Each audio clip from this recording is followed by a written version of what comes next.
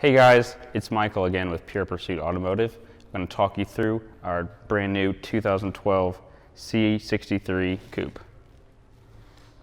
Alright, we'll start with the engine bay here. As you can see, this has Mercedes 6.2 liter naturally aspirated V8 engine. In this model, it makes 441 horsepower. And we'll start with some of the unique features about the C63 in regards to the normal C-Class. A more aggressive front end. As you can see, black surround on the bottom there, as well as larger air intakes on the front.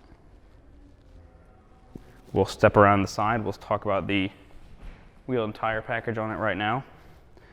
Has these, so this car is actually a Canadian spec car, originally sold in Canada. So it has these wheels which are only sold in Canadian and European markets. They're 19-inch wheels with the cross-drilled brakes there. We'll take a quick look at the interior. We'll go over that in more depth in the interior features video, which you can find in some of the links in this video. We'll swing around, step around to the back here. Large trunk on the C-Class, same size as the normal C-Class. You also have a donut tire that you can access by lifting up this lever.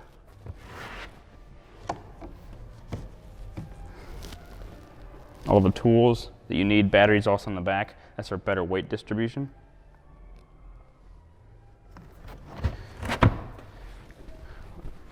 Another exterior feature that makes the C-Class, the C63 more unique than normal C-Class, the big rear diffuser with the large tailpipes. Now this car is warmed up, so I'm going to hop inside, rev the engine, let you guys get a taste of what it sounds like.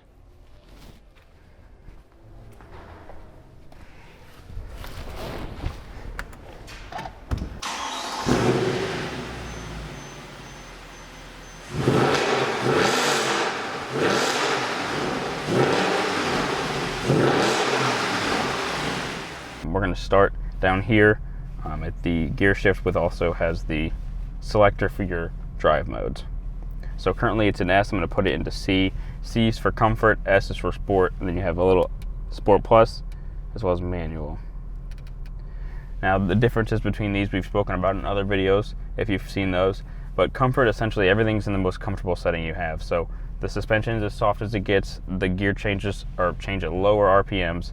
It's as comfortable as you can get. It's for everyday driving. Now sport is a little more aggressive. The suspension's into sport mode, so it's going to be harder. You're going to feel those bumps more, but it's going to be better for handling. The transmission is going to keep the engine revving a little bit higher than it would in comfort.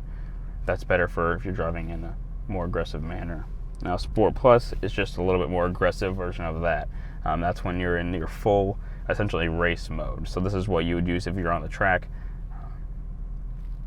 Then also you can switch it into manual, which has all the same settings as Sport Plus, but you use these paddles behind the steering wheel here to change up and down.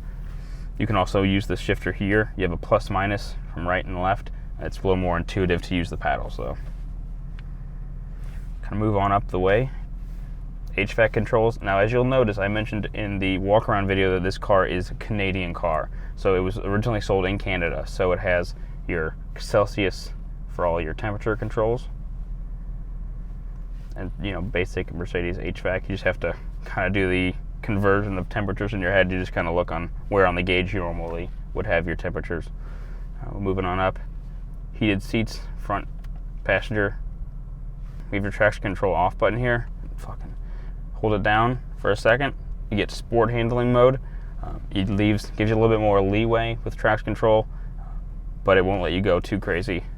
Now if you hold that down for several seconds, you'll get no display here that says off. That's when it's completely off. They make sure you have to do that so you don't accidentally turn it off, because this car is pretty lively.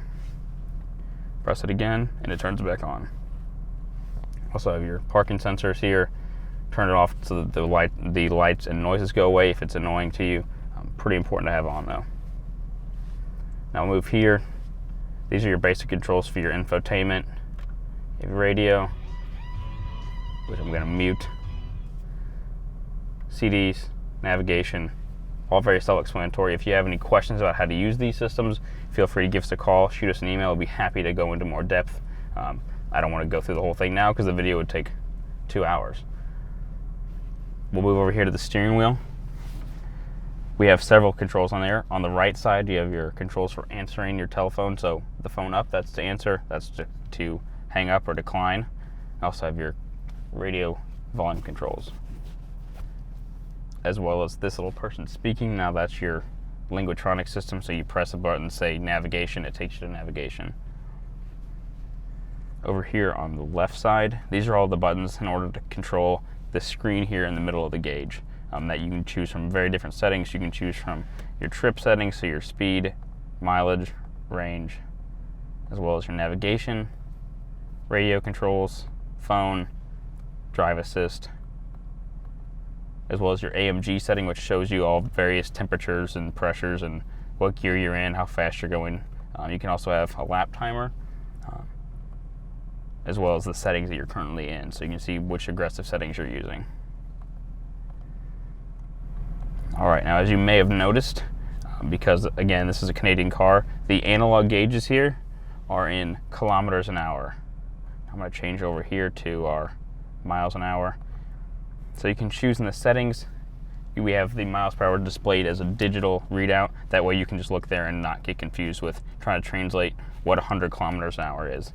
It's actually 60 miles an hour.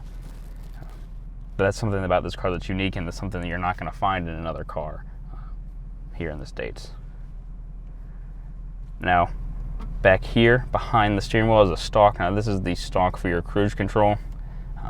Acceleration, deceleration on the top here. Or if you pull it out, you can choose your mount. You can turn the cruise control on, push it out, turns it off. You may not be able to see it from your vantage point, but there's another stalk back here that has the settings for the windshield wipers and washer fluid. Now I'm going to have our camera guy check out and I'm going to have you look over there. Those are the seat settings. 3 different settings for the seat. You control headrest, back, as well as the bottom. You have up to 3 settings that are saved in there for 3 different people. Now, of course, you have your settings for your lights, switches for book lights, car lights. But the most important thing here is the panoramic sunroof control. Now, 1 click backward will open the sunroof completely. 1 click forward on the button will move the panoramic roof back into its closed position. When it's closed, push it forward again once, and the sunscreen will come from the back. Now you can press backwards on it at any time to close it, so you can have it as wide open as you like. I'm going to close it all the way though. All right, last thing, you have your home link under here. 3 buttons, 3 garage doors. Simply program them. Instructions are in the owner's manual. I'm going to drive around, give you a kind of sense of how it feels to drive. Hopefully you can get a little sense of that from watching this video. All right, let's go. I have it in sport mode right now. That does is just sharpens up the throttle response as well as the gear changes. Change it to higher RPM, and the suspension's a little bit firmer. We're gonna do a little lap around town here.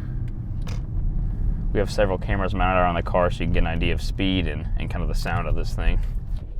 Now we're gonna pull onto a little straightaway here, and I'm gonna give it some gas, and hopefully you can get a sense of what it feels like.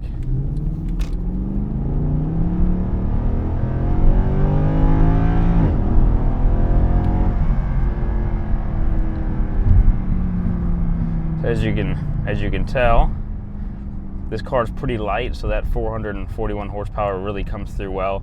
And because it's a naturally aspirated engine, you get a great sound with it as well.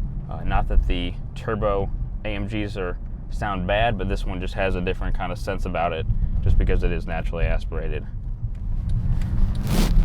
All right, I'm gonna put it into manual mode here. That's where you use the paddles. And the paddles have a good feel to them. It's a good solid click, so it feels like you're actually doing something with them instead of a lot of cars now will have the paddle shifters just because they're there and they feel despondent and they don't really do a whole lot when you tell them to, but these do. So these work well. You also get a readout on the dash as well that shows you which gear you're in, so that's pretty helpful. And it feels a little bit more fun to drive when you have the paddles. You have a little more control. Now this car doesn't necessarily have all the bells and whistles of a S-Class or something like that, but everything you need is here. So you have your Bluetooth for your phone, you have your Bluetooth for your audio, heated seats, pretty much everything a normal Mercedes is expected to have, but also you have a 6.2 liter V8 that you can use whenever you want, and the power is just there immediately because it's naturally aspirated. You can just feel it, and it has the way it feels is it feels like there's just a wave of power you're riding, which is awesome because you don't have to wait for turbos to spool. Even though you don't really need to wait too long in the turbo Mercedes, it's just nice to be able to not have to worry about that. You can hear this thing sounds pretty good.